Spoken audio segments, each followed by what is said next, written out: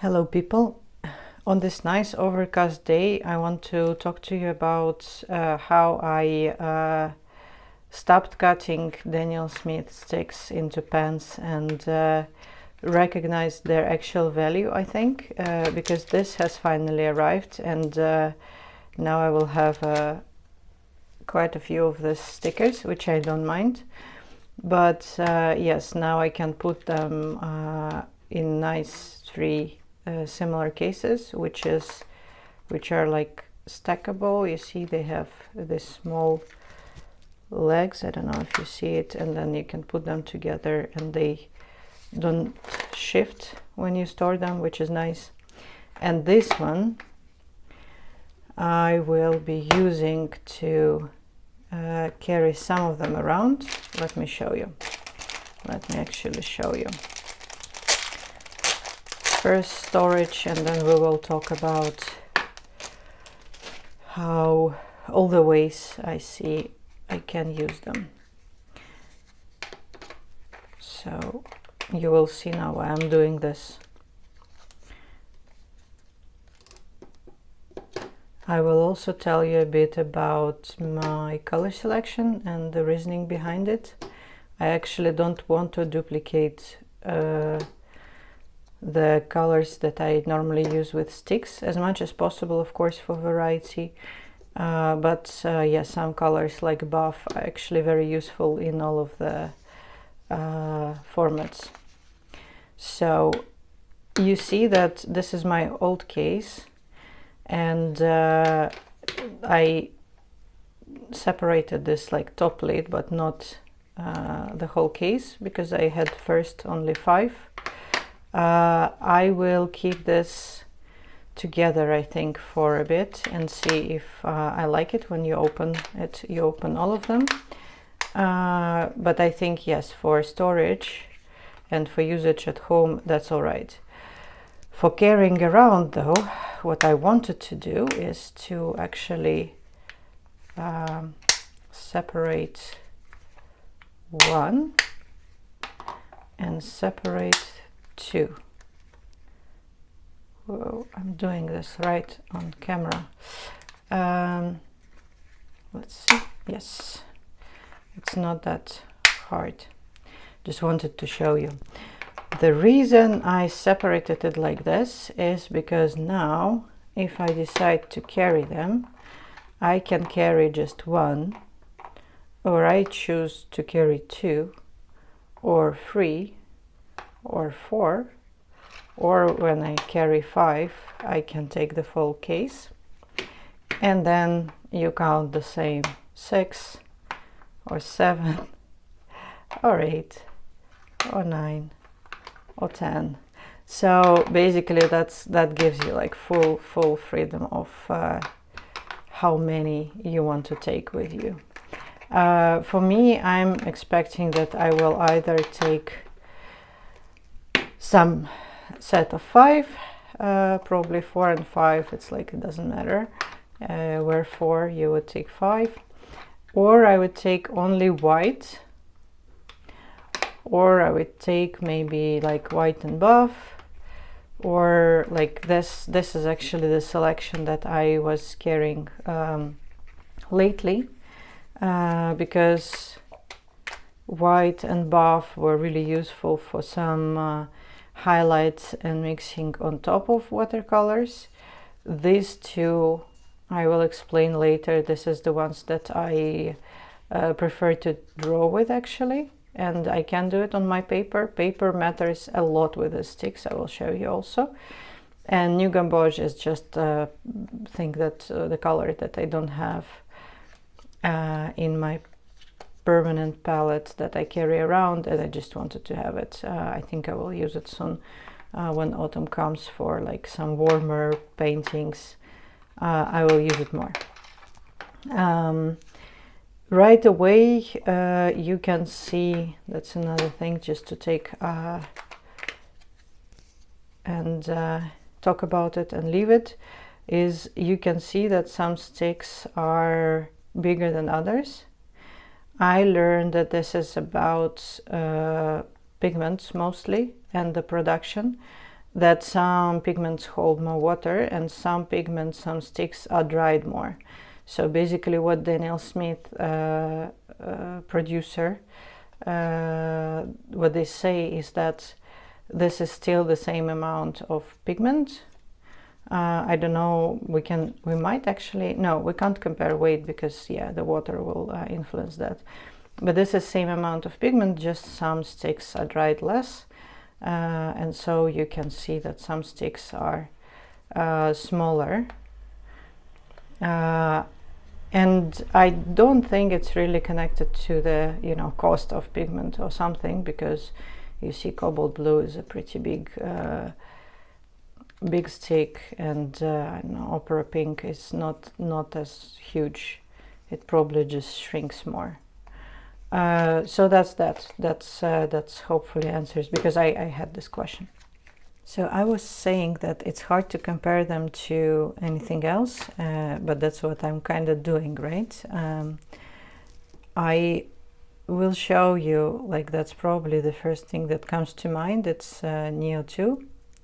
But it's completely different thing. I will be using this absolutely genius paper. I really like it for mixed media and watercolor and gouache. This is the Strathmore Mixed Media Visual Journal. I really don't like the spiral spine for sketchbooks, but for this paper and the way I use it, I am okay with it, because it's pretty affordable, especially if you're in US, and this is 100% cotton, and it's a bit of a thin paper, but it has very nice smooth texture, and it's a very strong paper. I will show you also in comparison to others here, because paper is very important for this Daniel Smith watercolor sticks.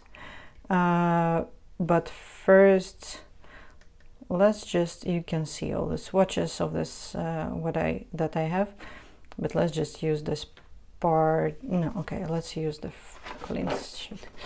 That's okay. What I want to do now is to show you how they are different. Of course, you can see it in some other videos, but just in case, to this kind of thing. So first of all, this is wax and something else, which is water soluble, and it's mixed with pigment, right? So it's smooth, it's nice, and it's very easy to lay down. It's very, you can put it thick as a pencil, as a wax, soft wax pencil, and then you can make it water soluble, like, yes, use the water to dissolve it. This, however, is really, how they say, pen in a stick form. So if you try ever to to take the pen in your hands, if you want to understand how it feels, that's how it feels. So for example, like, this is a dry pen that I found, and then you put it here, you see, like, if you try it, it will be dry and scratchy. Of course it will, because it's just a pigment dried with gum arabic normally, and maybe some additives in some cases. I also have this from some art box that I don't use, so it's dry. And these boxes and these paints are actually, I think, famous a bit because they fall off. So yeah, that's basically, if you want to use and try how it will feel, you can take this kind of dry formed pens and put it in your hand and use it, and you will understand how it feels. Let's take similar color. Okay, let's take this color, just dark enough so you can see. So you can, oh, that's actually very nice. That's actually very nice, guys. but you will use it very fast because it's very soft. It's really a bit of a pastel-y. Oh, that's cool. Okay, we'll see now how it dissolves. Maybe that's how I will use it up, but then they will go fast. Yes, and of course, let's try this one. You see, it's you can draw with it, but it's dragging because it's not really made for drawing per se, like, or it's not really made for only drawing. It's really a pen in your hand. And also again, you see, like, it's then being used quite fast, but maybe that's okay for you. Let's try and dissolve them. I am not prepared. I am prepared now. So obviously, you know what will happen if you used Neo. You see, it's like it dissolves almost fully, or depending on the paper, sometimes completely fully, and depending on the color. And it gives you lots of color. Always. Neo 2 is something that I really love using for that purpose. This is cheap watercolor. You see, that's what it does. Derwent, very interesting. I never tried it. Derwent pastel. That's important, probably. Yeah, see, it acts almost like Neocolor, but it feels more pastel. It feels like less waxy and more chalky. But yeah, that's an interesting surprise. And here we have the Serpentine Genuine watercolor stick. Look, on this paper, it acts almost as Neocolor too. Besides that, you don't feel that like Neocolor too when you draw. It's dry. You don't feel as nice, but you can do it. And for some of the sticks and for some of the cases, I would do it because I want to match the color. I want to use particular colors in some cases, or because that's what I have on hand, and I don't know, it's matching the color that I'm using in the painting. So that's how you can look at it in terms of drawing right away, dry and dry. Then if you see this stick is shorter, because the first thing that people say, or at least that's what I heard, is that the price is the same, and so for more expensive sticks, for more expensive colors that are series 3 or 4, it's actually cheaper to buy them in sticks. And this is the case, and this was the first reason, like, for me to buy them, the first way how I bought them. And you can see some of them are shorter because that's how I bought them. And of course I bought like some of the most expensive ones first, the ones that I wanted to try. I have here Sodalite, Cobalt, Piemontite. Lately I bought also Hematite. I will explain it to you, and this Serpentine Genuine. In total, I think it's like 50 something sticks, and 7 of them are series 3 or 4. So it is cost effective. And you see, I found some pens, and I know that they are made from sticks because they have this like characteristics drier top, or like this kind of split in the middle. That's when this stick was dissolving a bit in a pen. And you can use it like this. It's that's okay. But in my case, the rest of the sticks that I here cut off, I even couldn't find, because sometimes, or especially like, well, for some of us who are really addicted to colors, we have quite a lot of pens, let's be real. And yes, it is cost effective if you want to try this particular colors and you don't have many colors. For my case, it's not really a good reason, or like not the main reason to buy them. But you can do it. You see, like this was made for, I don't know, 4 years ago, something. And they are perfectly fine. And they reconstitute very fast. They actually very similar to tube or pens. I made the video before that I think that granulation for the granulating colors is a bit smaller, tinier particles, like a bit less.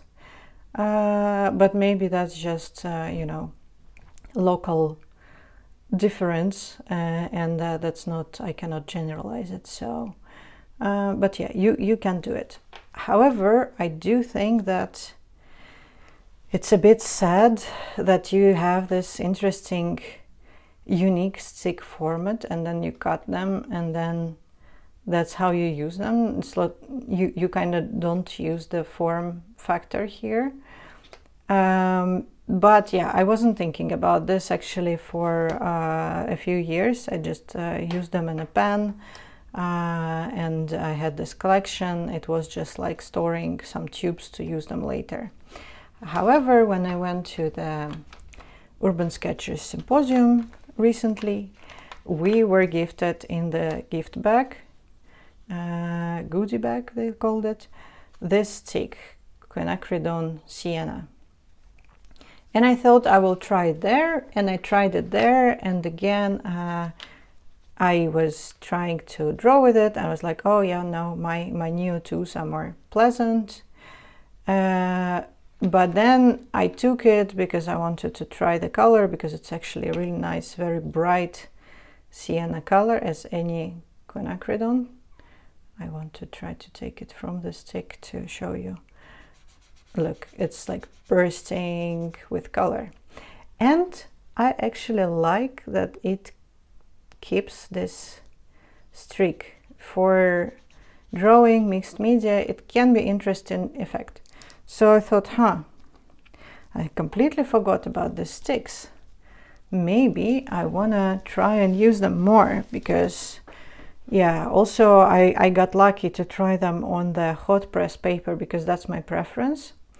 And I can tell you, they are like way more pleasant, or like way less unpleasant on a hot press paper compared to the cold press.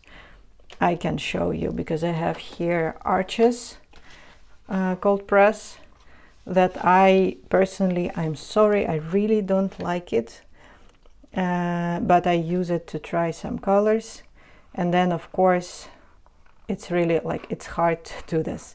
I am pressing really hard, and I am using a lot of hand strength. I don't want to do it because it's, again, it's dragging here. You have this texture, and then I'm thinking that I'm expecting that it will dissolve worse because of that. Yes, you see. So you have these lines, they stay way more on a cold press paper. So paper does matter. We will get back to this paper as well, comparing all of them. So I thought, well, yeah, okay, I can just maybe buy a few that I can carry with me as you know, tubes or additional paints of the colors that I don't have. And for some reason I got stuck to ultramarine as my main mixing blue before, and I never used cobalt blue. I used cerulean, I used teal, but I never used cobalt blue as my main blue. And in one of the workshops, instructors were using it, and I thought, well, yeah, okay, I want to try cobalt blue. And then I started to think, okay, I will buy this but well, will I like just carry it and use it from the stick? Will I draw it with it? I wasn't sure. And I started to think also which colors, if I go there, you know, to the art market. I don't want to buy just one cobalt blue. Well, it would be smart, but I'm not very... I thought, well, which colors would make sense maybe, because I will fill then another 5. This box of 5, this is a really good marketing instrument, actually. You want to fill them up. So I thought, well, but actually it can be a good idea to take some yellow, because yellow pen is always dirty. In my palettes, they are always dirty because I mix greens, like my greens are mostly mixed, and even if I use the green pigment, I would mix it with blue or yellow to alter the green. So yellow is always dirty. And I noticed when I used this quinacridone one day that I just use it from the stick, or I draw with it, but it stays very clean, or it's very easy to clean.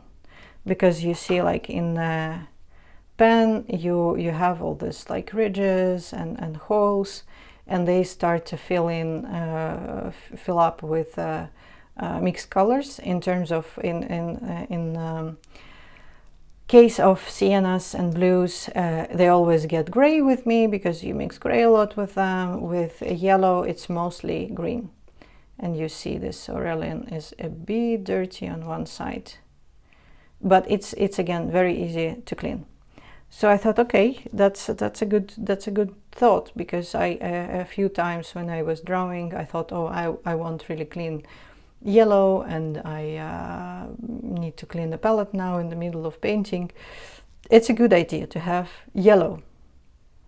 And because I never tried this Aurelian, which is very interesting cobalt yellow pigment, not super light fast, but yeah, I was too curious not to try, and yeah, I thought I will have it in a sketchbook, it's gonna be fine. So that's basically was my thinking first. Okay, this is like this 5 thinking. I got this one as a gift. I want cobalt blue. Let's buy it in a stick just to try it, and again, good value. Let's buy yellow because it gets dirty. And then I thought, well, but I really like this, you know, leftover streaks, and I want to draw with them. And what I want to draw with is actually ochre. Not the best one to draw with, by the way. I tried, I'll show you now. And lavender. For some reason, I think, yeah, they really look really good in the background, in the like first pass. So I thought, well, that's gonna be first perfect. Ochre is not, it's pretty dry actually, probably because of the pigment is pretty dry and it's hard to paint with it. But good thing is that, well, good for some, good for me, that it stays and it doesn't give you too much of a color, but it's this ochre color. So it's actually nice for me to draw with underdrawing. But then I also thought, well, the same logic as yellow, it's good to have white. It's good to have white because it's really dense. It's really easy to, you know, get this white color fast. And it's actually nicer. It feels nicer to carry than a tube of gouache sometimes, because a tube is still liquid, and I always worry that it damages in the bag, and now everything is in white gouache. So yes, white. Another thing you can do with them, actually, speaking about white or any other color that you might need in higher concentration, it's way easier. Let's add some water. It's way easier to get higher concentration of this when you have a stick. because you can first, like, you can indefinitely do this, and it's faster to get to higher concentration doing this, and you can control it because you see like how dense it is. But also it's, again, because it's very clean, and I don't know, something about this texture, it's way easier to get high concentration fast. Maybe because I've like, it's faster to wake the pigment and binder with this kind of motion rather than putting your paintbrush in the pen. Plus, you know, with some paintbrushes, not with this one, of course, this is a water brush, which is rather cheap compared to some natural brushes, especially. But if you have a brush, or like especially big brush that you value a lot, I really don't like to dig with in the small pans. Many people do this, and then they lose a point. It's way easier to, you know, take it from the stick. So that's another reason to be curious about them. I don't say that you have to get it. It's a very special tool, and I don't think that it will work for everyone, actually. Because, again, like, it's not super pleasant to draw with them. They don't dissolve fully on many papers. It's like it's quite bulky to carry, actually, you know, like compared to this, you have only 5 sticks. Well, you can cut them again, like you can carry more, but then why don't you carry pens if you use it like pens? But yeah, I really want to use them as stick. And you saw where I was going with, you know, when I wanted white, because that's already 5. That means you start another box. Well, for me, again, don't do it at home. So I thought buff is always a good color. And there are a few colors that I just really wanted to try, which is, or like have as additional ones. It's a new gamboge that I bought, cerulean blue chromium that I always wear. I was curious, but it's a bit, I like warmer blues. But, you know, for completeness and for trying, I really wanted to try this cooler blue. Sometimes it's good for the other way around. The other way around? Yes, no, cooler blue for some skies and water and all of that. So I thought, yeah, okay, if I'm having this blue, I will have a second blue. And then I also, that was the last Primatech that I haven't bought, which is Hematite Genuine. And this one is very interesting in terms of pigment, because I tried it in dot card or something like that. I think I tried it on a dot card, and I found it really hard to re-wet.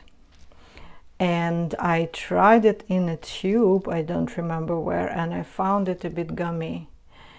So I was like, yeah, no, I'm not gonna, I didn't want to buy it at first, but then I thought maybe it can be more interesting, like more useful in a stick form. And it actually is. I can, sorry, I need to put everything in their home. It's something that I do. I thought maybe in a stick form it will be more useful. And to me it is, again, because it's easier to re-wet in a stick form, faster to re-wet in a stick form. And I will show you now. It's a very, very interesting color to use. Pretty rare, actually, qualities that it has. So let's put a bit of water here. It's a bit not clean, but it's not too bad. You see, like, it doesn't give you color that fast. That's not what hematite does. But when it does, you will see now. You see, it's faster than dragging a brush in the pen. Hematite has a very unique quality of also lunar black and lunar blue, and a few others from Daniel Smith line has the same quality, which is not granulation but flocculation. It's called flocculation, where these things, they are not dropping into the ridges of the paper, but they are sticking to each other and you see the particles. And this quality lets you make this effect that you might have seen some painters use. It looks like gray, right? Like not very interesting, but you will see now. Some people use it to very nice artistic expressions. Let's do that. We need more water for granulation and flocculation. You always need more water. And then you also let it flow, because again, like, particles get heavy and clumps get heavy, and you give it a bit of push, but where you pose it, you know, like where it concentrates, you will keep them on the paper, so you can control that. You see, we will have this streak left a bit, and then you have this effect. When it dries, it will be even more dramatic, but it's most interesting when you have the paper on a slope. Let it finish. I don't want to have too much blooming here, so yeah. Let's see when it will dry. It's a very nice effect, and that's something, if you like it, it's worth for you to have hematite. And the stick for this particular pigment is the most cost-effective, really. Like, I should say, I should agree to that, but also I think it's really just easiest to use. You can see it does the same in a palette, like this flocculation. It's a very unique and unusual thing. So yes, that's another one that I really think makes sense the most in the stick. So let's summarize. First, one of the reasons to get them is the cost effectiveness, right? So like some rare pigments is the better price for them, but probably, well, for me it's not the main reason. Another reason is to have some colors that get dirty really fast, and in sticks it's easier to keep them clean, but not everything around, but they are pretty clean, and they have their own homes, so that makes it easier. And then some of the colors, it's really, you might want to draw with them. So for me it's opera pink and lavender. And some of the colors, that goes to yellow, that will keep clean. And some of the colors is just easier to re-wet and use with the stick form when you do it on the palette, which is the case with hematite. So that's that. Of course, you probably, if you're interested in this topic, you will see that some say, well, it's hard to draw with them when they dry on dry, but if you wet the paper, it's way easier. And that's true, but some papers This is, for example, etcher. Some papers are not very strong, like this one. So if you put it dry, I will show you. If you put it dry, it gets all right. But then if you wet the paper, what you do when you wet the paper is we have still some hematite, sorry, but it still will show. When you wet the paper, you loosen up the paper fibers. They get weaker. And if the paper is not very strong, and I mean like really good paper, really strong, it will damage the fibers. So you can see it's easier to draw with it. But then if I keep it wet and I do this, you can see that the paper is already, if it will focus, the paper is already started to damage and it will be peeling. Maybe it can be more noticeable with this because it's a very light color. So you see I'm pressing quite hard, and that's what I do with drawing. Yeah, you see? Piling starts to happening. You see, like this paper fiber starts to get out. And that's pretty annoying. So really test your paper, or if you use it on wet, I would really just use it by touching. You see I'm just rolling it, and I get a nice effect.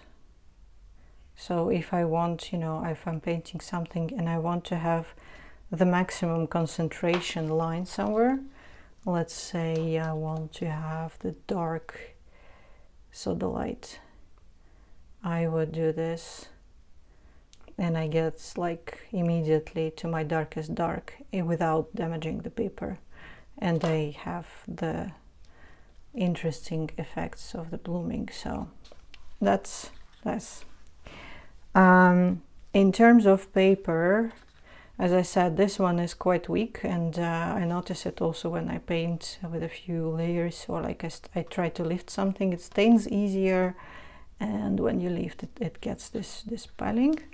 Not a bad paper overall, totally, like, but for some, rough uses, it's not the best. The best for me is this one, Fabriano Artistico, and here you can see that if I wet it, if I focus, and if I do this, it's not gonna peel as much. You see? But still, I would be gentle, like when you have wet paper, the fibers, again, if I do it a few times on top of it, it still will be damaged. I don't know, let's see if I can do it fast. Yeah, a bit starts happening, you see? Not too much, not as much as we saw before, but a few more layers and it will start, we will start digging a hole in this thing. If you do it over and over in the same place, even the strongest paper will give up. Wait. You can see a bit, maybe. But yeah, I tested quite a few papers, and Fabriano, of course, was great, or like the best, and I noticed, and that's why I love it too much. It's strong. And it shows up even hot press, some granulation, but also this paper, as I showed you, like it's surprisingly strong, and it also doesn't pile even compared to the etcher one. You see, by the way, this one has dried. you see this nice effect. So that's hematite for you. So yeah, what else? Maybe to show you back, to show you all the swatches of all the colors that I have. This is Buff, New Gamboge, Quinacridone Sienna. This was the Quinacridone Burn Scarlet. Burn Scarlet, I think, has PR 206, which is discontinued, and Quinacridone Burn Sienna has PO 48, which is discontinued, but Daniel Smith still has it. This is Aurelin, Opera, Cobalt, no, not Cobalt, Lavender, Cobalt, Cerulean, Chromium, Teal. This is the Serpentine, and this is the Piemontite, Hematite, and Sodalite. So you can see they are very nice colors, and also you can, you know, some people even do like fast mixing. What would be nice to mix with? Let's do, yeah, let's do Aurelin and Cobalt. So I actually want to use them. I'm trying to use them most from the back side. So when I cut the wrapper off, when they get shorter, I will keep for longer this name on top. That's one tip. So you can theoretically like even do this to mix them faster. But then both are dirty. I don't know if someone would like it. But yeah, you have this. So yeah, normal, well, basically big pans in this shape, that's what they are. And you can think of how you want to use them yourself. I hope that was useful. I will work with them more, and I will hopefully also show you some examples of the paintings that I do.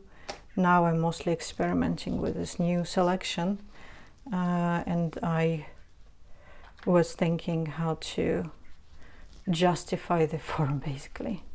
But yeah, for some it can be quite interesting thing to work with. You know, artists always like new and strange things, and applying them, that inspires you to do something new, right? That's all. Have a good day, everyone. Bye.